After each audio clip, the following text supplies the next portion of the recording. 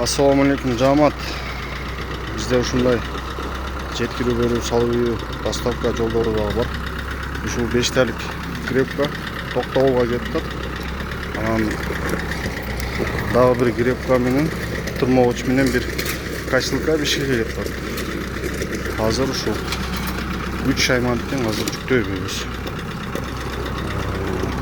Бул көтөрүп кетип аткан трактор корейский 39 ат күчүндөгү Тум маркасындагы трактор.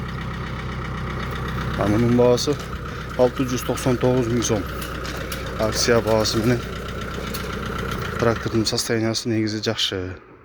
Артында ушундай болгон 3 корпус сокосу бар.